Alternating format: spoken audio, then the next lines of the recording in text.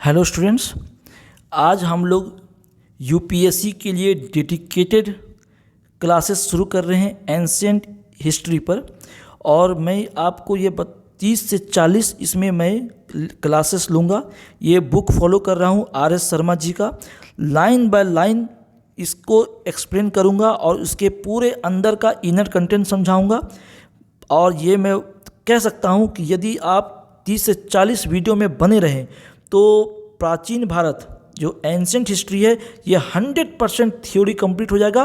बस उसमें फिर हमें एमसीक्यू प्रैक्टिस करने की ज़रूरत पड़ेगी और इसके लिए कोई आपको पेड कोर्स लेने की ज़रूरत नहीं है, क्योंकि आर.एस. शर्मा की बुक को लाइन बाय लाइन फॉलो किया जाएगा और आपको एक्सप्लेन किया जाएगा बिल्कुल अच्छे ढंग से, ताकि आप अंदर का पूरा कंटेंट इतिहास का एंशिएंट हिस्ट्री का समझ सके और आप यूपीएससी के लिए स्पेशली तैयारी कर सके। Okay, the significance of ancient Indian history. ठीक है, क्या इंपॉर्टेंस है? सिग्निफिकेंस का मतलब होता है इंपॉर्टेंस। क्या इंपॉर्टेंस है एंशिएंट इंडियन हिस्ट्री का? आइए, बहुत अच्छे पुस्तक से हम लोग पढ़ रहे हैं और काफ़ी अच्छे से मैं एक्सप्लेन करता हूँ आपको लाइन बाय लाइन, क्योंकि कोई भी सवाल या कोई भी कॉन्सेप्ट आपसे छूट न जाए। ठीक है, the study of ancient Indian history is important for several reasons. It tells us how, when and where people developed the earliest cultures in India, how they began undertaking agriculture and stock raising which made life secure and settled। क्या कहा जा रहा है? The study of ancient Indian history is important for several reasons. बहुत सारे regions के लिए इसकी स्टडी बहुत ही ज़रूरी है एंशिएंट इंडियन हिस्ट्री की, प्राचीन भारत की। ठीक है, It tells us how, when and where people developed the earliest cultures in India। कैसे, कहाँ अर्लियर कल्चर, जो प्राचीन कल्चर, शुरुआती जो कल्चर, जो सभ्यता विकसित हुआ, कैसे हुआ इंडिया में। How they began, वो कैसी शुरुआत हुआ। कैसे वे लोग एग्रीकल्चर करना शुरू किए, कैसे वे लोग स्टॉक रेजिंग किए। स्टॉक मीन्स पशुपालन। कैसे वे लोगों ने पशुपालन करना शुरू किया और कैसे उन लोग का लाइफ सिक्योर हुआ। लाइफ जो है जीने का एक आधार बना, उनके लाइफ के लिए एक पैसे से या समृद्धि से एक आधार बना, लाइफ सिक्योर हुआ और वो लोग एक जगह सेटल हो सके। खेती किए, जानवर पाले, पशुपालन किए, तो इस तरह से फिर व्यापार करना शुरू किए, तो वे एक जगह सेटल्ड होने लगे। It shows how the ancient Indian discovered and utilized natural resources। ये बतलाते हैं एंशिएंट हिस्ट्री, इसीलिए पढ़ना चाहिए कि इसमें बताया जाता है कि कैसे डिस्कवर किया गया था नेचुरल रिसोर्सेज, जैसे लोहा, तांबा, ये सब की खोज कैसे हुई, फिर से क्या विकास हुआ, हथियार बने, ये सब। And how they created the means for their livelihood. और जो लोग ये सब काम करने लगे, नेचुरल रिसोर्सेज की खोज किए, उन लोगों का जीवन यापन कैसे चलने लगा। ठीक है, अच्छा, अब पढ़िए। We get an idea of how the ancient inhabitants made arrangements for food, shelter and transport.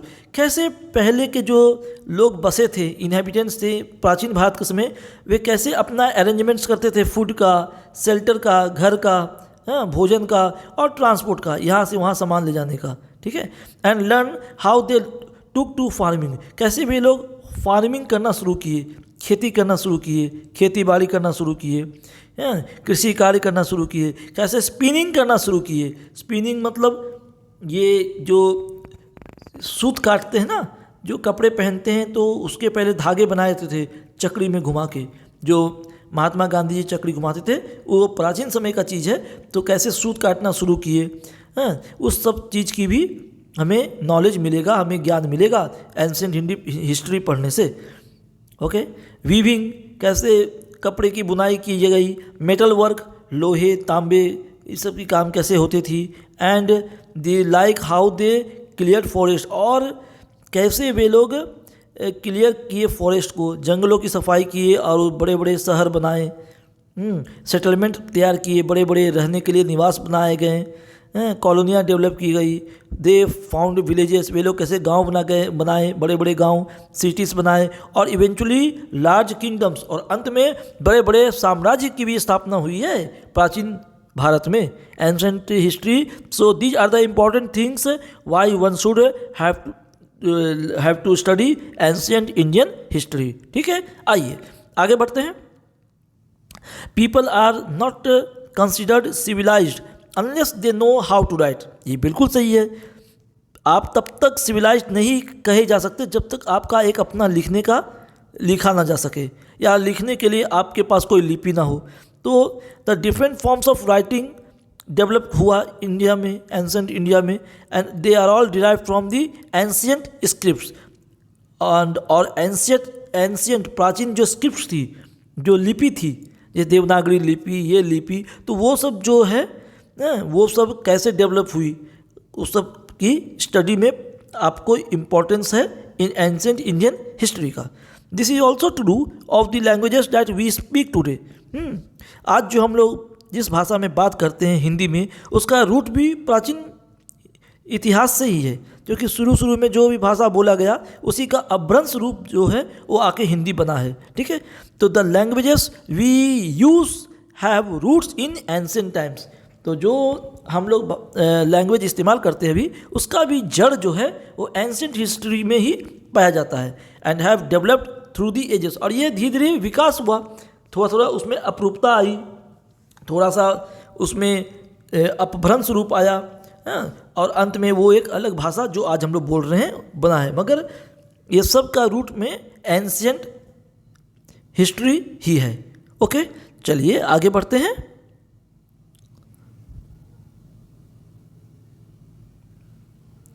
आइए, unity in diversity. Ancient Indian history is interesting because many races and tribes intermingled in early India. ठीक है, the pre-Aryans, the Indo-Aryans, the Greeks, the Scythians, the Hunas, the Turks and other made India their home.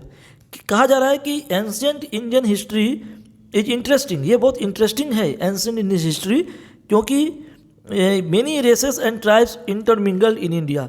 Hindustan में, भारतवर्ष में बहुत तरह के races और tribes, जो आदिवासी मूल के लोग हैं, वे सब आपस में इंटरमिंगल हुए थे।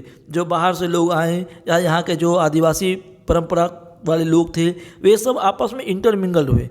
द प्री आर्यंस, जो आर्यंस के पहले थे, इंडो आर्यंस, जो इंडो आर्यंस आए, फिर ग्रीक्स आए, फिर सिंथियास आए, द हुन्स आए, फिर टर्क्स आए, और ये सब मिलजुल के एक अलग ही इंटरमिंगल सोसाइटी हिंदुस्तान में, इंडिया में, भारतवर्ष में बना डाले। ठीक है, and they made India their home. Each ethnic group contributed its mite to the evolution of the Indian social system. सभी जो ग्रुप थे, वे लोग एथनिक ग्रुप जो हैं, जो ये सब जो अलग अलग रेस के लोग थे, अलग अलग जाति के लोग थे, ये लोगों ने इवोल्यूशन में बहुत ही हेल्प किया। इन लोगों ने इवोल्यूशन में बहुत हेल्प किया, और इंडियन सोशल सिस्टम के इवोल्यूशन में बहुत उनका योगदान है। आर्ट और कल्चर में भी, आर्किटेक्चर में भी, लैंग्वेज में भी, लिटरेचर में भी अलग अलग एथनिक ग्रुप के साथ अलग अलग तरह के आर्ट आए, अलग अलग तरह के आर्किटेक्चर आए। आर्किटेक्चर मतलब वास्तुकला बनाने का चीज़, जैसे महल, घर, किस तरह से द्वार होगा, किस तरह से उसका ऊपर का जो ये है चोटी है वो कैसा रहेगा, लैंग्वेज किस तरह का लाएंगे, लिटरेचर किस तरह रहेगा, ये अलग अलग रेस जो है अलग अलग तरह से हिंदुस्तान में लाए। All these people and their cultural traits coming so intricately that currently they can be clearly identified.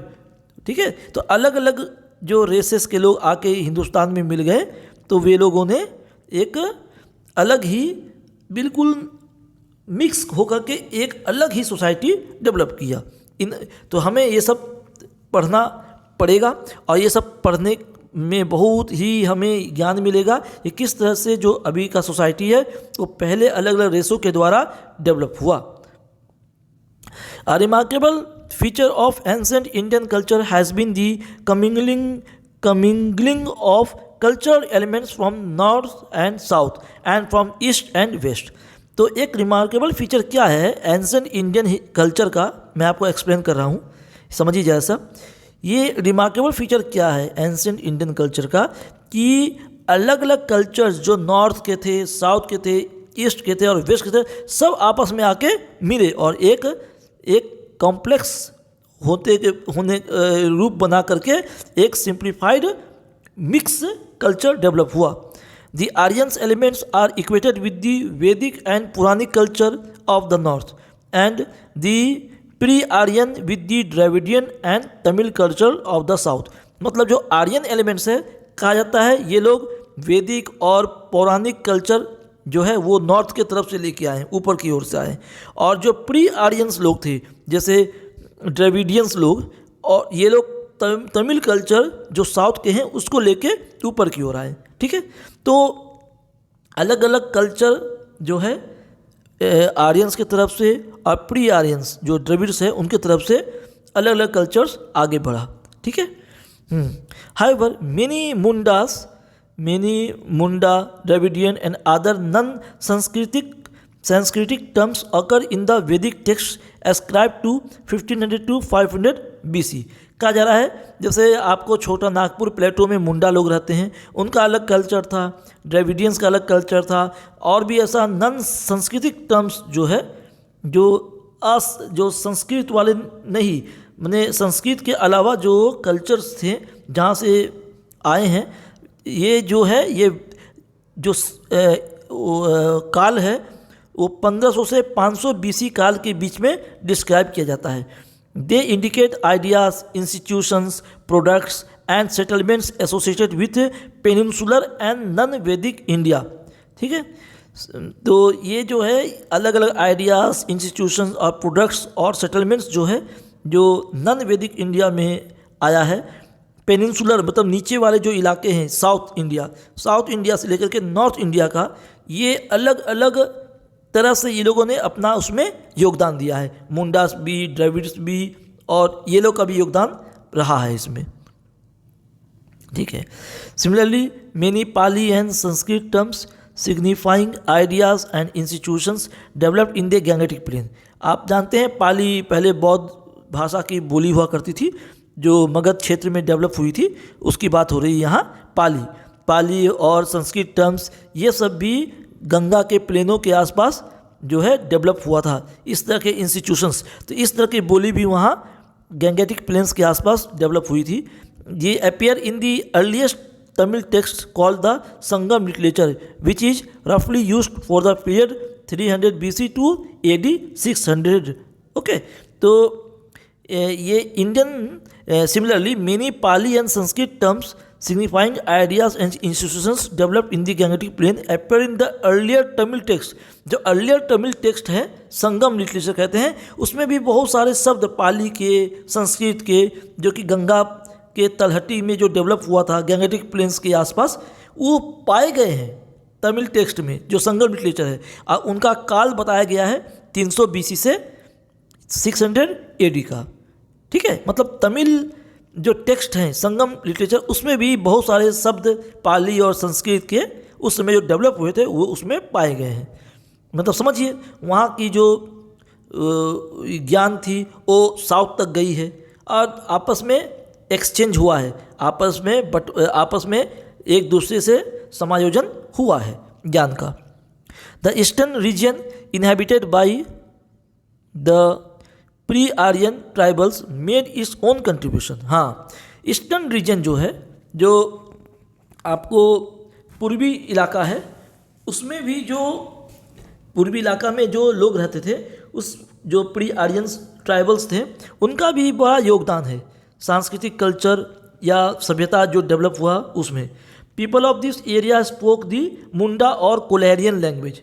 तो ये जो ईस्टर्न इलाका का लोग है, जैसे अभी आप पाएंगे छोटा नागपुर प्लेटो जो कहते हैं झारखंड में है, झारखंड बिहार पहले एक था, और झारखंड और उड़ीसा साइड जो प्लेट पाया जाता है छोटा नागपुर प्लेटो, वहाँ मुंडा भाषा बोला जाता है, मुंडा और कोलहरियन ये सब लैंग्वेजेस, तो उनका भी योगदान पाया गया है।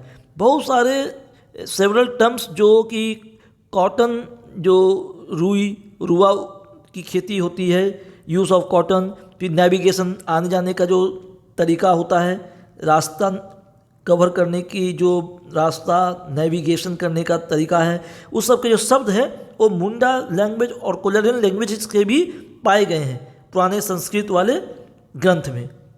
डिगिंग करना, कैसे गड्ढे खोदना है, वो सब के जो शब्द हैं, डिगिंग करने वाले शब्द और भी गड्ढे खोदना और भी बहुत सारे शब्द वो मुंडा और कोलरियन लैंग्वेजेस से संस्कृत में पाया गया है। In the Indo Aryan languages have been traced to the Munda languages by linguistics. तो ये सब बहुत सारे शब्द इंडो आर्यन लैंग्वेजेस में जो पाए गए हैं वे मुंडा और कोलरियन लैंग्वेजेस के शब्दों से मेलजोल खाते हैं और उनका भी उसमें योगदान है। Although there are many Munda pockets in Chota Nagpur plateau, the remnants of Munda culture in the Indo Aryan culture are fairly strong. ठीक है, many Dravidian terms too are to be found in the Indo Aryan languages. It is held that changes in the phonetics and vocabulary of the Vedic language can be explained as much on the basis of the Dravidian influence as that of the Munda। कहा जा रहा है कि बहुत सारे वैदिक languages में जो शब्द पाए गए हैं, फोनेटिक्स मतलब जो उच्चारण पाए गए हैं, बहुत सारे शब्द पाए गए हैं, ठीक है, और वोकैबुलरी भी पाए गए हैं, वे सब जो है वे द्रविड इन्फ्लुएंस और मुंडा इनका जो इन्फ्लुएंस है, उसका जो असर है, उसका जो योगदान है वो भी देखा गया है। वो शब्दकोश में वे मुंडा और द्रविडियन से लिए गए हैं। ठीक है, चलिए आगे बढ़ते हैं। India has since ancient times been a land of several religions. Hindustan जो है, भारतवर्ष जो था, वो एंशिएंट टाइम से बहुत ही रिलीजन्स का गढ़ रहा है, बहुत ही धर्म संप्रदाय का गढ़ रहा है। एंशिएंट इंडिया सा दी बर्थ ऑफ ब्राह्मणिज्म और Hinduism, Jainism and Buddhism. Ancient India, प्राचीन भारत में ब्राह्मणिज्म या हिंदुइज्म, ब्राह्मणवाद या हिंदुइज्म, हिंदुत्व, ठीक है, जैनिज्म और बुद्धिज्म धर्म का प्रादुर्भाव हुआ, उसकी उत्पत्ति हुई। But all these cultures and religions intermingled and interacted with each other. मगर ये सब जो कल्चर, ये सब जो सभ्यता में जब विकास हुआ तो ये सब जो धर्म है, ये सब धर्म आपस में एक दूसरे से इंटरमिंगल हो गए, मिल गए और इंटरेक्ट किए। दस दो Indians speak different languages, practice different religions and observe different social customs, they follow certain common styles of life. Our country shows a deep underlying unity despite great diversity।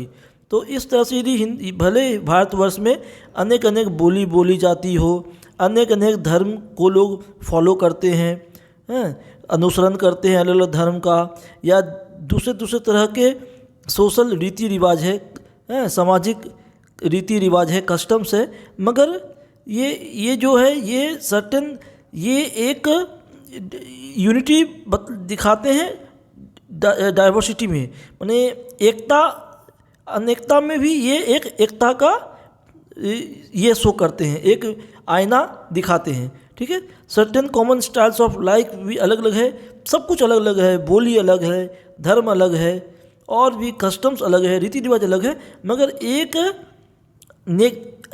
एकता दिखाते हैं अनेकता में भी। ठीक है, चलिए।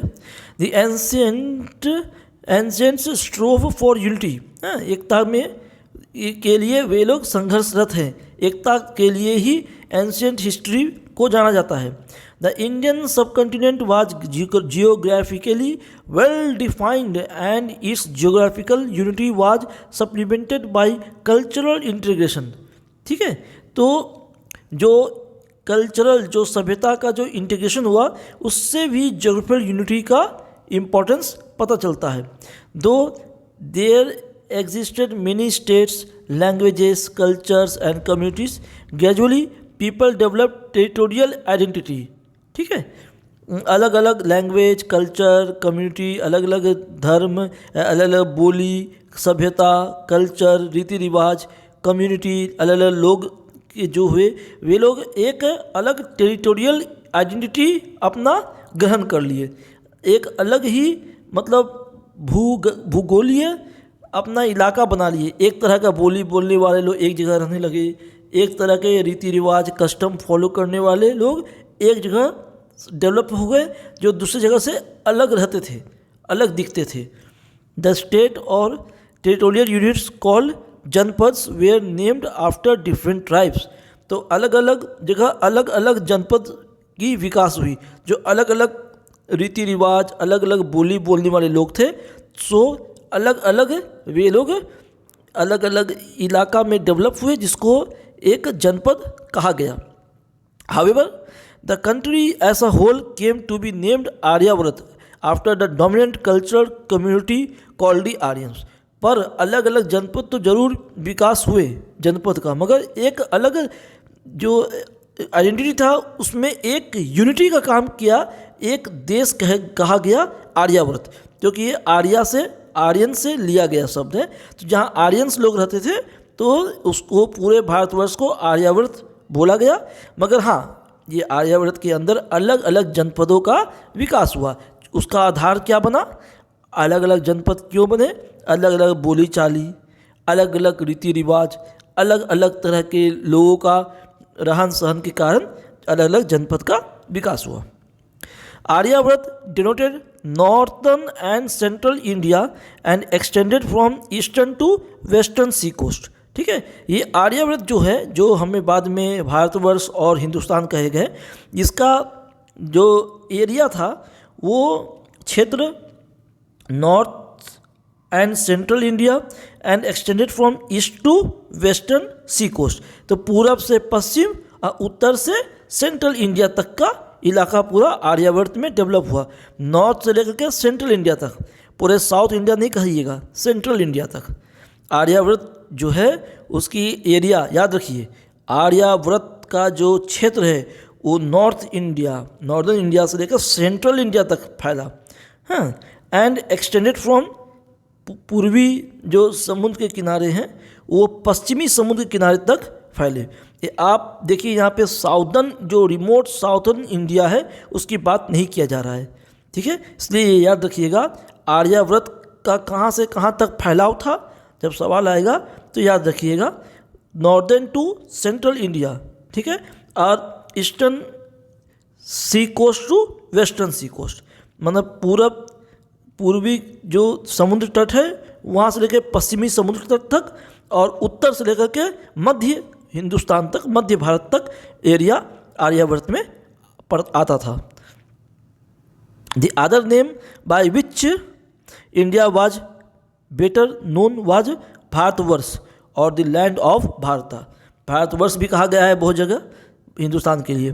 Bharat in the sense of tribe or family figures in the Rig Veda and Mahabharata, but the name Bharatvarsh occurs in the Mahabharata and post-Gupta Sanskrit texts. This name was applied to one of the 9 divisions of the earth and in the तो ये ऋग वेदा और महाभारत में भी भारतवर्ष नाम आया है। ठीक है, तो Bharat in the sense of tribe और family figures in Rig Veda and Mahabharata में भारतवर्ष का उल्लेख मिलता है, इसलिए प्राचीन हिंदुस्तान को आप भारतवर्ष भी कह सकते हैं आर्यावर्त के जगह में। The ancient scope for unity the Indian subcontinent was geographically well defined and this geographical unity was supplemented by cultural integration. ठीक है,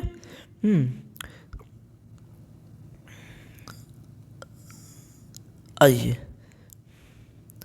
Gupta period if denoted India. ठीक है, क्या था, हाँ, एंड इन द पोस्ट, तो आपको ये जो भारतवर्ष है ये महाभारत और ऋग्वेद में भी उल्लेख मिलता है, बहुत सारे पोस्ट गुप्ता संस्कृत टेक्स्ट में भी उसका उल्लेख मिलता है। The name was applied to one of the 9 divisions of the earth and in the post Gupta period भी महाभारत का इसका भारतवर्ष का नाम का उल्लेख मिलता है। द टर्म भारत और an inhabitant of India occurs in post Gupta text also, यही इसमें लिखा हुआ है। Iranian inscriptions are important for the origin of the term Hindu. Iranian inscriptions जो है इसको ये सौभाग्य जाता है हिंदू टर्म इस्तेमाल करने का, ठीक है। ओरिजिन जो हिंदू टर्म आया, ये हिंदू टर्म कहाँ से आया? Iranian inscriptions are important for the origin of the term Hindu, ठीक है। शुरुआत में जो ईरानियन इंस्क्रिप्शंस लिखा गया है उसमें उल्लेख मिलता है हिंदू शब्द का। The term Hindu occurs in the inscriptions of 5th-6th centuries BC, ठीक है। द टर्म हिंदू जो है उसका जो पहला उल्लेख मिलता है इंस्क्रिप्शंस में वो 5th to 6th century BC में मिलता है हिंदू टर्म का उल्लेख। It is derive from the Sanskrit term Sindhu. Sanskrit में जो सिंधु टर्म है उससे ये शब्द हिंदू पाया गया है कि सिंधु का अपभ्रंश रूप में हिंदू बोला गया है, ठीक है। और ये 5th to 6th century BC 500-600 BC में ये पहली बार इसका उल्लेख मिलता है ईरानियन इंस्क्रिप्शंस में। Linguistically becomes S becomes H in Iranian. अच्छा, इसमें ये बताया गया है कि जो सिंधुस है उसको हिंदूस क्यों बोला गया, क्योंकि ईरानियन इंस्क्रिप्शंस में एस, सिंधु का जो एस होता है वो लिंग्विस्टिकली एच हो जाता है ईरानियन में। एस जो है सिंधु का वो एच लिखा जाता है ईरानियन इंस्क्रिप्शन में, इस कारण से ऐसा प्रतीत हुआ।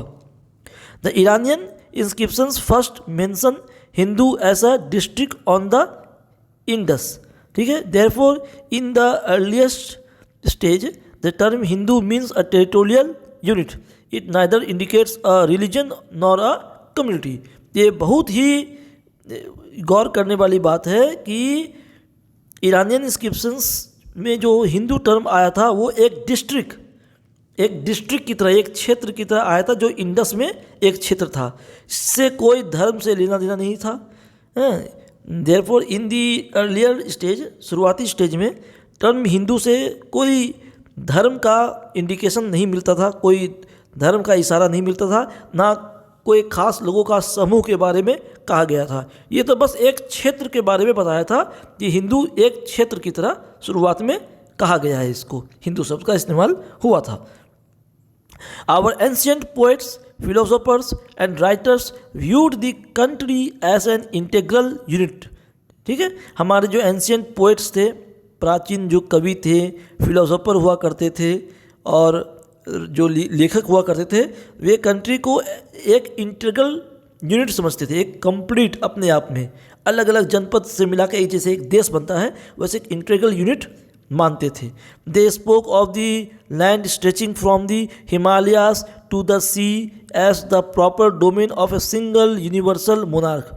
वे बार बार यह कहते हुए पाए गए हैं, अलग अलग कवि, अलग अलग फिलोसोफर्स, कि ये हिंदुस्तान, ये भारतवर्ष या आर्यवर्त कहाँ से कहाँ तक फैला हुआ था, ये हिमालय से लेकर के सुदूर समुद्र तक फैला हुआ था। ये ऐसे बार बार आपको उल्लेख मिलता है आर्यवर्त के बारे में या भारतवर्ष के बारे में, जो कि एक अकेला यूनिवर्सल राजा के अंडर में, एक शासक के अंडर में हुआ करता था। मतलब इतना बड़ा भूभाग जो है वो पूरे अलग थलग नहीं था, बिल्कुल एक था और एक ही शासन के अंडर में हुआ करता था। The kings who tried to stablish their authority from the Himalayas to cape Comorin and from the valley of the Brahmaputra in the east to the land beyond the Indus in the west were universally praised. तो बार बार इसमें जो है उसका गुणगान किया गया है वैसे राजा का, जो हिमालय से लेके केप कोमोरिन तक और वैली ऑफ ब्रह्मपुत्र, जो ब्रह्मपुत्र के जो घाटियाँ हैं वहाँ से लेकर के जो ये आपको जो फैला हुआ है इंडस तक, पश्चिम में इंडस तक जो पश्चिम में फैला हुआ ज़मीन, वो पूरे इलाका ने हिमालय से लेकर समुद्र केप ऑफ कोमोरिन तक और जो घाटियाँ हैं, वैलीज है जो ब्रह्मपुत्र का, वहाँ से लेकर के इंडस तक पश्चिम में, सुदूर पश्चिम में, ये पूरे भूभाग को बार बार इसका गुणगान किया गया है, ठीक है। इसको जो कंट्रोल करने वाले राजा का भी और ये जमीन का भी, ठीक है। दे वे कॉल्ड चक्रवर्ती। इस तरह के राजा जो इतने बड़े भूभाग को अकेले जो राज करते थे उन्हें चक्रवर्ती कहा था, चक्रवर्ती सम्राट की तरह चक्रवर्ती उपाधि दिया गया है। This form of political unity was attend at least twice in ancient times. ठीक है, 2 बार ऐसा पाया गया है कि एंशिएंट टाइम में ऐसा 2 बार पॉलिटिकल यूनिटी हुआ है। तो चक्रवर्ती मतलब बहुत सारे राजाओं को भी राज करने वाला, ऐसा कहा गया है। In the 3rd century BC, Ashoka extended his empire over the whole of India, bearing the extreme south।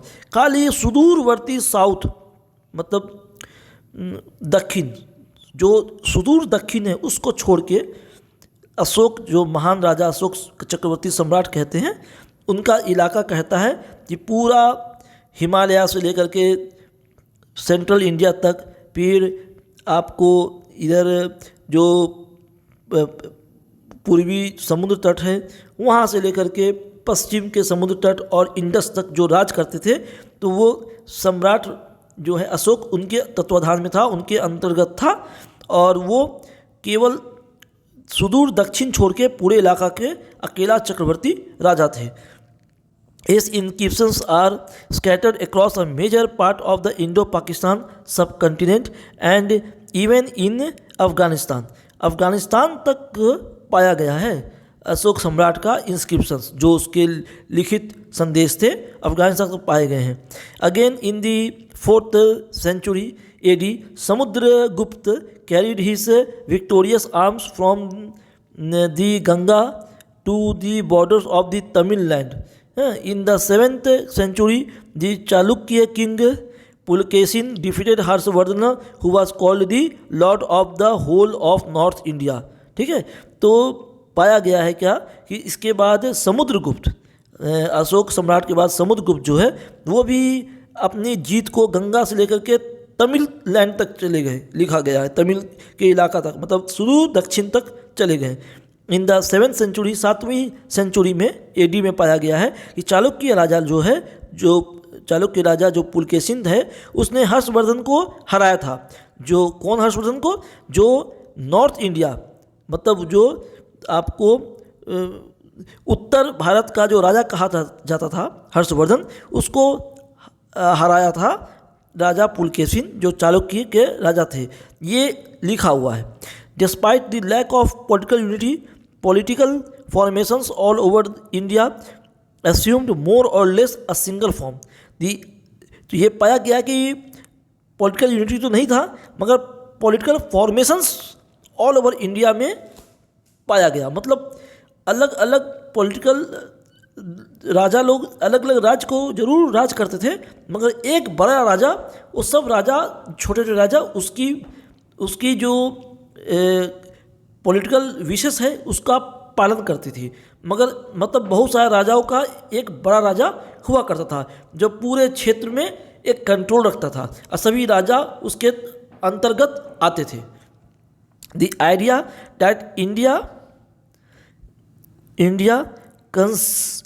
constituted one single geographical unit persisted in the minds of the conquerors and cultural leaders। तो ऐसा है कि ये जो idea था कि एक इतना बड़ा भूभाग में एक अकेला राजा राज कर रहा है, वो दिमाग में होते थे। जो राजा जो युद्ध जीतते थे उसके दिमाग में हुआ करते थे, और जो कल्चर लीडर्स होते थे, जो धार्मिक लीडर्स या जो सभ्यता के लीडर्स है, उसके दिमाग में ये चीज़ चलता था। मगर वास्तविकता ऐसी नहीं थी। अलग अलग इलाके में अलग अलग छोटे राजा राज करते थे, और वे सब एक बड़े राजा के बातों को मानते थे और उसके तत्वाधान में रहते थे। आपस में लड़ाई हुआ करती थी, मगर एक बड़े राजा के अंतर्गत सभी राजाओं का ज़मीन एक माना जाता था। इसलिए कहा जाता था कि एक बड़ा राजा है, उसके अंडर में बहुत छोटे छोटे राजा हैं जो छोटे छोटे इलाका में राज करते हैं, और सब मिला के एक भारतवर्ष बना है। The unity of India was also recognised by foreigners. तो ये हिंदुस्तान का जो यूनिटी है उसको विदेशों ने भी रिकॉग्नाइज किया था। They first came into contact with the people living in on the Sindhu और the Indus, and so they named the entire country after this river। The word Hind or Hindu is derived from the Sanskrit term Sindhu, and on the same basis the country became known as India, which is very close to the Greek term for it, Indus। India came to be called Hind in the Persian and Arabic languages. In post-Kushan times, the Iranian rulers conquered the Sindh area and named it Hindustan.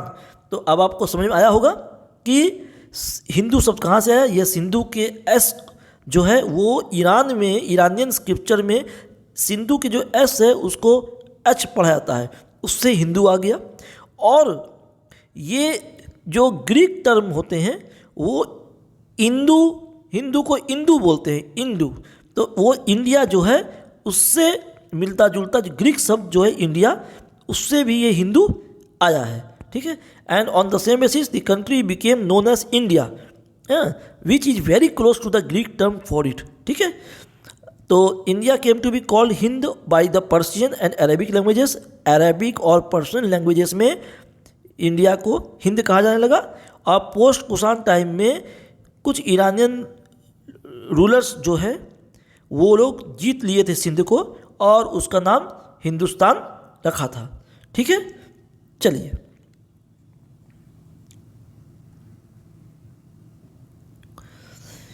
we find continuing efforts to establish linguistic and cultural unity in India। ये हमेशा देखा गया है कि cultural unity और भाषाई एक रूपता को बनाए रखने के लिए हमेशा कोशिश किया गया हिंदुस्तान में।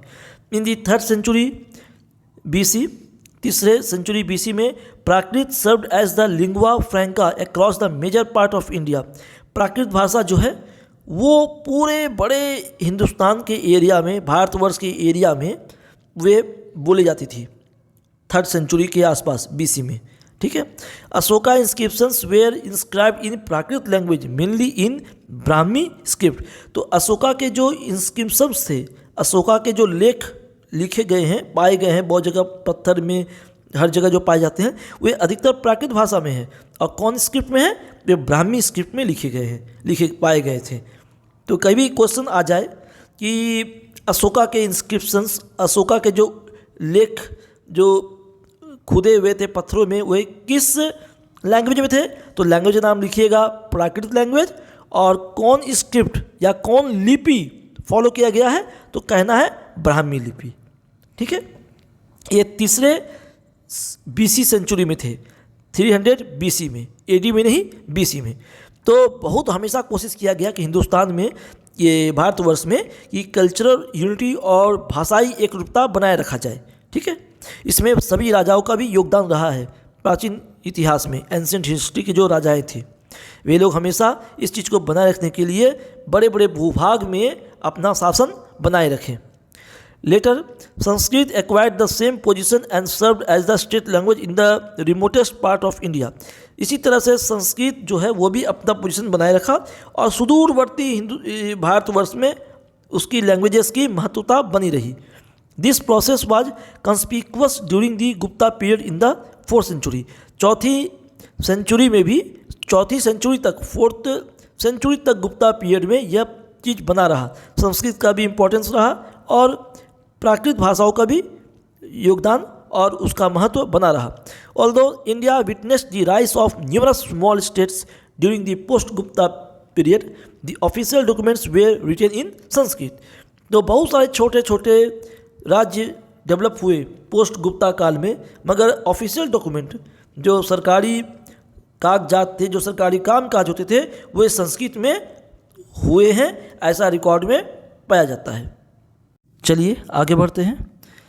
Another notable fact is that the ancient epics, the Ramayana and the Mahabharata were studied with the same zeal and devotion in the land of Tamils as in the intellectual circle of Banaras and Takshashila.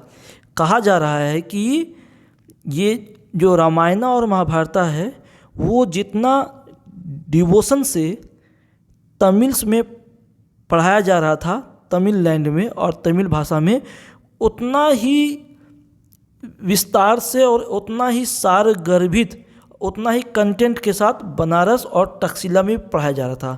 कहने का मतलब ये जो ancient, जो प्राचीन epics है, ancient जो प्राचीन जो ग्रंथ सब है, वो उसमें एक रूपता पाया गया है कि रामायण का जो स्टोरी है, महाभारत का जो स्टोरी है, वो जितना लिखा गया है तमिल में, तमिल भाषा में, और तमिल में प्रचारित है, उतना ही कंटेंट के साथ, उतना ही उसमें जो एक सार गर्भित है, वो नॉलेज जो महाभारत और रामायण का जो मेन स्टोरी है, वो स्टोरी बनारस और तक्षशिला में भी जो बुद्धिमती लोग थे, बुद्धिमान लोग थे, इंटेलेक्चुअल लोग थे, उन लोग पढ़ रहे थे। कहने का मतलब कि पूरे नॉर्थ इंडिया से लेकर साउथ इंडिया तक एक यूनिटी थी, एक रूपता थी रामायण और महाभारत में। भले कितनी भी अलग अलग लोकल भाषाओं में अनुवाद हुआ है रामायण का, महाभारत का प्राचीन इतिहास में, फिर भी सभी में एक रूपता थी स्टोरी की। स्टोरी जो है, जो मेन कंटेंट है उसका, जो उसके मेन जो कहानी है, उसमें कोई चेंजेस कहीं नहीं पाया गया। इसका मतलब कि सब एक सूत्र में बंधे हुए थे। देखिए लिखा हुआ है, originally composed in Sanskrit, various versions of this epics were produced in different local languages. However, whatever the form in which Indian cultures, values and ideas were expressed, the substance remained largely the same throughout India. कहीं change नहीं पाया गया।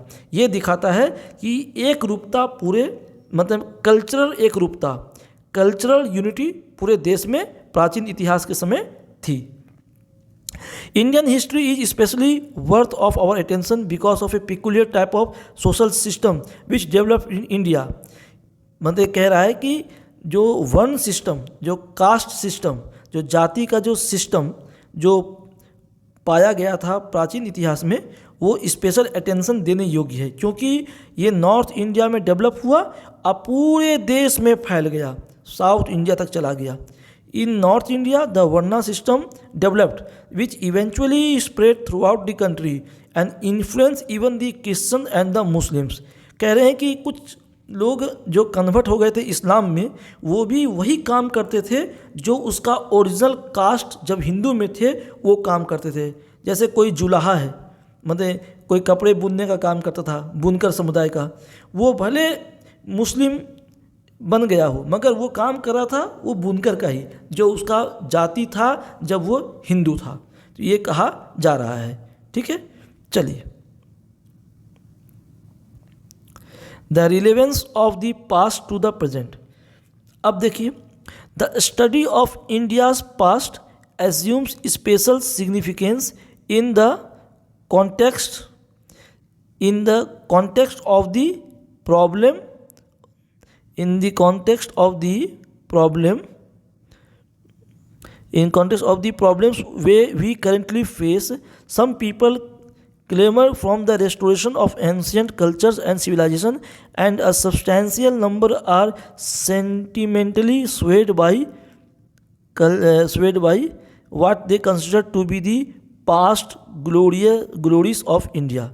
ठीक है, this is different from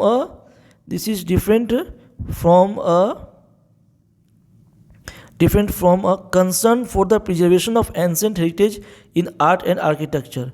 What they really want to bring back is the old pattern of society and culture. This demands a clear and correct understanding of the past. तो कहा जा रहा है क्या, the study of India's past assumes special significance in the context of problems we currently face. तो हमें past में क्यों झांकना चाहिए, क्योंकि आज जो हम प्रॉब्लम फेस कर रहे हैं इस देश में, कंट्री में, इससे कुछ हमें समाधान मिल सकता है यदि प्राचीन इतिहास पढ़े तो। ठीक है, ये कह रहे हैं कि जो सोसाइटी में आर्ट एंड कल्चर डेवलप था, ठीक है, अलग अलग वर्ण के लोग अलग अलग काम करते थे, इससे काफ़ी हद तक जो लेबर का जो प्रॉब्लम था वो सॉल्व होता था। ठीक है, सभी लोगों को अलग अलग एरिया में काम मिल जाते थे। What they really want to bring back is the old pattern of society and culture. This demands a clear and correct understanding of the past. There is no doubt that Indians of old made remarkable progress in a variety of fields, but these advances alone cannot enable us to compete with the achievements of modern science and technology. भले हम लोगों ने बहुत उन्नति किए हों प्राचीन इतिहास में, एंशियंट हिस्ट्री में, एंशियंट इंडिया बहुत बड़े बड़े उपलब्धि से भरा हो, मगर आज का जो साइंस एंड टेक्नोलॉजी है उसको यदि तुलना करेंगे तो हमें बहुत और भी उसमें डेवलपमेंट की गुंजाइश है। ऐसा नहीं है कि वो आज के मॉडर्न साइंस एंड टेक्नोलॉजी से ज़्यादा डेवलप था। We cannot ignore the fact that ancient Indian society was marked by gross social injustice. ठीक है, हम इस बात से इनकार भी नहीं कर सकते हैं कि सोशल इनजस्टिस उस समय नहीं था। कहने का मतलब कि सामाजिक अन्यायपूर्ण जो सिचुएशन के बारे में कहा जा रहा है कि उस समय का जो समाज था वो बिल्कुल साफ सुथरा नहीं था, कुछ उसमें अन्याय भी थे, लोगों से अन्याय हो रहे थे। ये लेखक कह रहे हैं कि ऐसा जो है मैं इससे साफ साफ मना नहीं कर सकता। कहने का मतलब कि हो सकता है सोशल इनजस्टिस या थोड़ा सा जो है लोगों के साथ भेदभाव सामाजिक दृष्टिकोण से उस समय भी होता हो।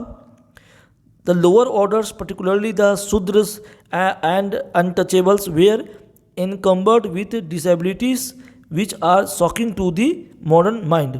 ठीक है, कहने का मतलब कि शूद्रास और अनटचेबल्स लोग से थोड़े सी अन्यायपूर्ण व्यवहार होता होगा। ठीक है, the restoration of the old way of life will naturally revive and strengthen all these inequalities।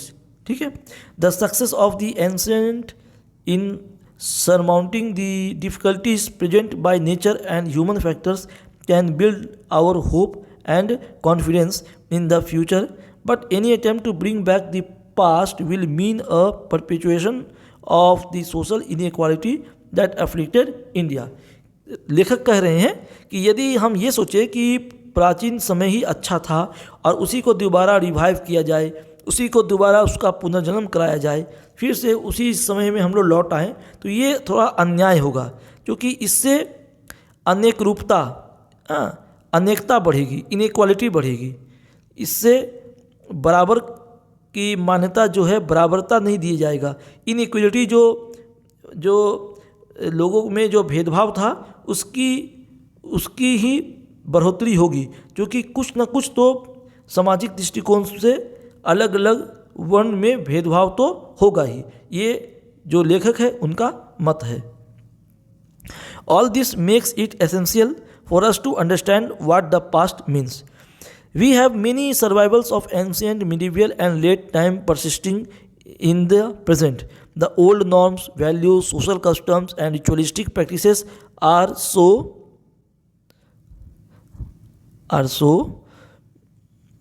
individual and the country and were deliberately fostered in colonial times।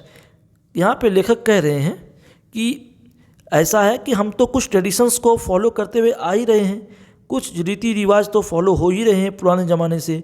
पूजा की पद्धति, कस्टम, रहन सहन, खान पान और अनेक तरह के रीति रिवाज फॉलो हो रहे हैं और उसे लोग आज तक फॉलो कर रहे हैं। ठीक है, उस कॉलोनियल टाइम से जो सामाजिक और जो कल्चर की जो उन्नति हुई थी, उस समय जो सभ्यता का विकास हुआ था, नए नए कॉलोनियाँ बसी थी, उस समय का जो रीति रिवाज था उसके कुछ तो आज भी फॉलो किए ही जा रहे हैं। India cannot develop rapidly unless such vestiges of the past are eradicated from its society। तो कहा जा रहा है कि इंडिया को यदि तेज़ी से आगे बढ़ना है तो वो जो पुराने चीज़ हैं उस सबको तो हमें भूलना ही होगा। पुराने में जो सामाजिक भेदभाव थे वे सबको तो हमें दूर करना ही होगा। The caste system and sectarianism hinder the democratic integration and development of India. बिल्कुल सही कहा जा रहा है कि जो जाति के जो सिस्टम बने हुए हैं, 4 वर्णों के सिस्टम और जो अलग अलग धर्म संप्रदाय, ये हमारे देश के डेमोक्रेटिक सिस्टम जो हमारे गणतंत्र रूपी जो हमारा एक रूपता है, इसको ये तार कर रहे हैं और इस कमज़ोर करते हैं। ठीक है, caste barriers and prejudices do not allow even educated individual to appreciate the dignity of manual labor and hamper our unification for a common cause। तो ये जो जाति का जो भेदभाव वाली जो सोच है, जो मानसिकता है, वे लोगों को एक दूसरे को बराबर का दर्जा देने से हिचकते हैं और ये हमारा जो एक रूपता है उसमें बाधा बनते हैं। हम जो एक हिंदुस्तान और एक भारतवर्ष बन करके एक साथ अपने उद्देश्य को पूरा करने के लिए आगे बढ़ते हैं, उसमें ये रोड़ा अटकाते हैं। ये जो जाति वाली सोच है और ये जो जाति के जो अवरोध हैं और जो इसकी जो मानसिकता है वो हमें एक होने से रोकते हैं। Though women have been enfranchised, their age-old social subordination prevents them from playing their due role in society, and this is true too of the lower orders of society. Studying the ancient past helps us to deeply examine the roots of these prejudices and discover the causes that sustain the caste system, subordinate women, and promote narrow religious sectarianism. The study of ancient Indian history is therefore relevant not only to those who want to understand the true nature of the past, but also to those who see to understand the nature of the obstacles that hamper India's progress as a nation. कहा जा रहा है कि औरतों का जो शोषण होता था या उसको सबऑर्डिनेट माना जाता था, वो सब आज के ज़माने में बिल्कुल एक रूपता लाया जा रहा है। तो इसलिए प्राचीन इतिहास तो सही है, मगर उसमें जो कमियां थी उसको पूरा करते हुए हमें आगे बढ़ना है और जो भी अवरोध हमारे डेवलपमेंट में है सबको पार पाके हमें देश के विकास में आगे बढ़ना है। और इसीलिए जो भी प्राचीन इतिहास की कमियां थी वो बिल्कुल आप दोबारा उसको पुनर्जन्म करके बिल्कुल वही लाना चाहेंगे तो उससे देश के तीव्र रफ्तार में बाधा ही पहुंचेगा। इसलिए कुछ कमियों को छोड़ के और अच्छाइयों को ग्रहण करते हुए हमें आगे बढ़ना होगा, ये कहा जा रहा है। आइए कुछ सवाल करते हैं। What was one major outcome of undertaking agriculture and stock raising in ancient India? तो ये एग्रीकल्चर के बढ़ने से और स्टॉक रेजिंग मतलब जानवरों के पालने से या पशुपालन करने से क्या चीज़ एक बढ़िया चीज़ का आउटकम हुआ, क्या एक बढ़िया चीज़ जो है हम कह सकते हैं उसका मेजर कंट्रीब्यूशन है, मेजर आउटकम है, माने उसका क्या रिजल्ट हुआ है। एग्रीकल्चर माने कृषि के बढ़ने से और पशुपालन करने से क्या हुआ। Increase in warfare, b rise of nomadic tribes, c secure of settled life, decline of natural resources. तो इसमें आंसर होगा सिक्योर एंड सेटल्ड लाइफ, क्योंकि जैसे ही कृषि करने लगे और पालने लगे, पशु पालने लगे तो सेटल्ड लाइफ की ओर मनुष्य आगे बढ़ा, क्योंकि एक जगह कृषि करने लगे, पशुपालन के, तो उनके जीवन में एक ठहराव आया और वो एक शांति से एक जगह अच्छे से स्थायी रूप से रहने लगे। ठीक है। Which of the following is considered a mark of civilisation according to the passage? Building of large kingdoms, clearing forest, knowing how to write, practising religion. इसमें पहले बताया गया था, आप ध्यान से मेरे वीडियो देखे होंगे तो इसका आंसर बिल्कुल साफ साफ दिखाई पड़ रहा है, नोइंग हाउ टू राइट। क्योंकि जब तक आप लिख नहीं रहे हैं, आपकी कोई लिपि नहीं है, स्क्रिप्ट नहीं है, तब तक आप सिविलाइज्ड नहीं माने जाते हैं। इसलिए इसका answer knowing how to write. Question का मतलब था कि किसी भी सिविलाइजेशन को सभ्य कब मानेंगे? Which of the following is considered a mark of civilisation according to the passage? किसी भी सभ्यता को हम कब सभ्य मानते हैं या उन्नत मानते हैं? कब मानते हैं? जब वो लिखना जानता हो, जो भी वो बात करता हो, बोलता हो, उसे लिपिबद्ध करने की उसमें गुंजाइश हो। Knowing how to write. ठीक है। अब देखिए तीसरा सवाल, what does the term unity in diversity refer to the in the context of ancient Indian history? ठीक है। एंशियंट इंडियन हिस्ट्री में यूनिटी इन डाइवर्सिटी जो है वो किस टर्म के लिए बोला जा रहा है?